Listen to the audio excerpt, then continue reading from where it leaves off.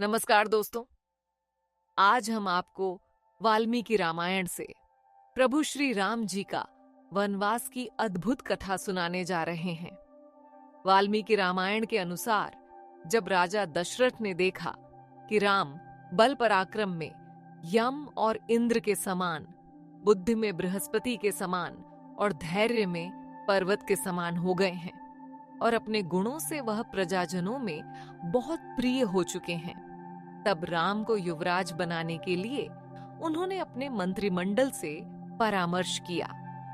सभी की सहमति पाकर उन्होंने राम के राज्याभिषेक की तैयारी के लिए आज्ञा दी। राजा ने विभिन्न नगरों में निवास करने वाले प्रधान पुरुषों तथा अन्य जनपदों के समस्त राजाओं को अयोध्या आने का निमंत्रण दिया, किंतु कैकेयी राज और राजा जनक को नहीं बुलाया।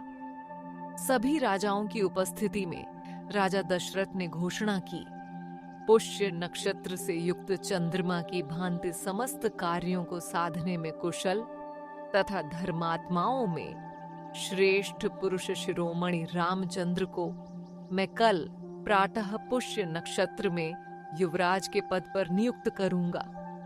इसके साथ ही वहां उपस्थित अन्य राजाओं से इससे भी उत्कृष्ट विचार की सलाह मांगी गई। सभी ने राजा दशरथ के विचार को ध्वनिमत से स्वीकार कर लिया। ये घोषणा सुनते ही सारी अयोध्या में खुशियां छा गईं। कैकेयी की एक दासी थी जिसका नाम मंथरा था। जब उसने कैकेयी के महल की छत से अयोध्या में होने वाली तैयारियों को देखा तो उसने राम की ढाई से इसका कारण पूछा।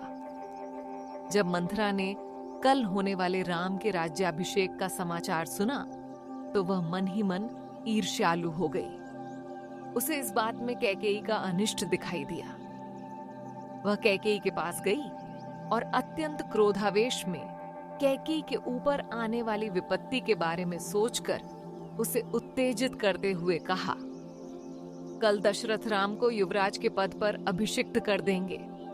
ये समाचार पाकर मैं दुख और शोक से व्याकुल हो गई हूँ। अगाध भय के समुद्र में डूब गई हूँ। चिंता की आग में जली जा रही हूँ और तुम्हारे हित की बात बताने के लिए यहाँ आई हूँ। ऐसी ही उत्तेजित करने वाली अन्य बातें उसने कैकेयी से कहीं, किंतु राम के राज्याभिषेक की बात सुनकर कैकेयी हर्ष से भर गई और उसने उसे पुरस्कार स्वरूप एक दिव्य आभूषण प्रदान किया और कहा, तूने मुझे बड़ा ही प्रिय समाचार सुनाया, इसके लिए मैं तेरा और कौन सा उपकार करूं। लेकिन उसने उस आभूषण को फेंक दिया और फिर कैकेयी को समझाने लगी। तब भी कैकेयी ने यही कहा कि यदि राम को राज्य मिल रहा है तो उसे भरत को मिला हुआ ही समझ। कैकेयी की यह बात मंथरा को अच्छी नहीं लगी और उसने एक बार फिर कैकेयी को उकसाया कि वह कुछ ऐसा उपाय सोचे जिससे उसके पुत्र को तो राज्य मिल जाए और राम को वनवास हो जाए। बार बार एक ही बात को सुनते सुनते कैकेयी पर भी उसकी बातों का प्रभाव पड़ गया और उसे भी लगने लगा कि मंथरा जो कुछ कह रही है सच है। अब उसने मंथरा से ही उपाय बताने को कहा। उस समय मंथरा कैकेयी से इस प्रकार बोली, दक्षिण दिशा में दंडकारण्य के भीतर वैजंत नाम से विख्यात एक नगर है, जहां शंबर नाम से प्रसिद्ध एक महान असुर रहता था। वह अपनी ध्वजा में तिमी, वेल मछली का चिन्ह धारण करता था और सैकड़ों मायाओं का जानकार था। एक बार जब उसने इंद्र के साथ युद्ध छेड़ दिया और इंद्र उसे पराजित करने में असमर्थ रहे, तब राजर्षियों के साथ राजा दशरथ तुम्हें साथ लेकर देवराज की सहायता करने के लिए गए थे। राजा ने उसके साथ भयंकर युद्ध किया था, किंतु उसमें असुरों ने अपने अस्त्र शस्त्रों द्वारा उनके शरीर को जर्जर कर दिया था। जब राजा की चेतना लुप्त हो गई, उस समय सारथी का काम करते हुए तुमने अपने पति को रणभूमि से दूर हटाकर उनकी रक्षा की। इससे संतुष्ट होकर राजा ने तुम्हें 2 वरदान देने के लिए कहा था। उस समय तो तुमने वे वरदान नहीं लिए थे। मंथरा ने कहा कि अब उन दोनों वरदानों को मांगने का समय आ गया है। तुम उन दोनों वरदानों को अपने स्वामी से मांगो। आप राम को 14 वर्षों के लिए बहुत दूर वन में भेज दीजिए और भरत को भूमंडल का राजा बनाइए। ऐसी बातें कहकर मंथरा ने कैकेयी की बुद्धि में अनर्थ को ही अर्थ रूप में जचा दिया। अब कैकेयी को उसकी बातें अच्छी लगने लगी थीं। उसे लगने लगा था कि मंथरा ही उसकी असली शुभचिंतक है। राज्याभिषेक की तैयारी के लिए आज्ञा देकर जब राजा दशरथ रणिवास में आए, तब उन्हें पता चला कि कैकेयी कोप भवन में भूमि पर पड़ी है।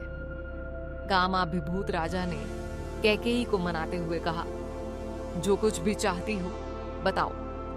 मैं राम की शपथ खाकर कहता हूं कि तुम्हारे मन की कामना अवश्य पूर्ण होगी। राजा के ऐसा कहने पर कैकेयी ने राजा से अपने दोनों वर मांग लिए। पहले वर से भरत का राज्याभिषेक और दूसरे वर से राम के लिए 14 वर्ष का वनवास। कैकेयी के ऐसे वचन सुनकर राजा एक बार तो मूर्छित हो गए। उनकी चेतना लुप्त सी हो गई। चेतना लौटने पर उन्होंने कैकेयी को समझाने का काफी प्रयास किया, लेकिन वह अपनी बात पर अड़ी रही। प्रातःकाल ऋषियों के कहने पर जब सुमंत्र ने रणिवास में प्रवेश कर राजा की स्तुति कर उन्हें जगाने का प्रयास किया, तब दुख और दीनता से भरे राजा कुछ न कह सके। इस पर कैकेयी ने उन्हें राम को बुलाने के लिए कहा। राजा ने सुमंत्र को राम को बुलाने की आज्ञा दी। राजा का संदेश पाते ही राम उत्सव कालिक कृत्य पूर्ण करके सुमंत्र के साथ राजा के पास पहुंचे। उन्होंने राजा को प्रणाम कर माता के चरणों में शीश झुकाया और बुलाने का कारण पूछा। राजा तो राम के अलावा कुछ न कह सके, किंतु कैकेयी ने निर्लज्जता से अपने 2 वरदानों की बात बताई और साथ ही यह भी कहा, तुम राजा की इस आज्ञा का पालन कर अपने पिता के महान सत्य की रक्षा करके उन्हें संकट से उबार सकते हो।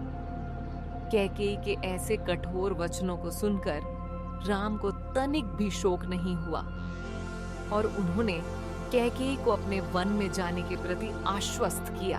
वे फिर अपनी मां कौशल्या के पास गए और उन्हें वन जाने की बात से अवगत कराया।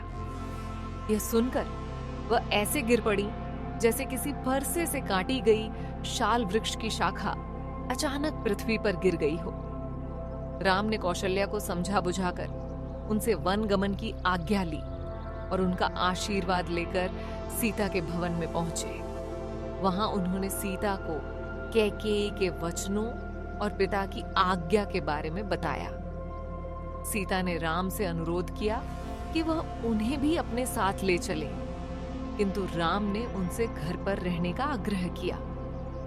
परंतु सीता ने उनकी यह बात नहीं मानी और उन्हें अपने साथ ले चलने का आग्रह करते हुए करुणाजनक विलाप करने लगी। यह देख राम को सीता को अपने साथ ले जाने का निर्णय करना पड़ा। राम और सीता के बीच हो रही बातचीत को जब लक्ष्मण ने सुना तो उन्होंने राम के पैर पकड़ लिए और कहा, मैं भी आपका अनुसरण करूंगा। धनुष हाथ में लेकर मैं आपके आगे आगे चलूंगा। राम ने बहुत समझाने की कोशिश की, लेकिन जब लक्ष्मण नहीं माने तो राम ने उनसे माताओं से आज्ञा लेकर आयुधों को लाने के लिए कहा। सीता और लक्ष्मण सहित राम राजा दशरथ से विदा मांगने पहुंचे।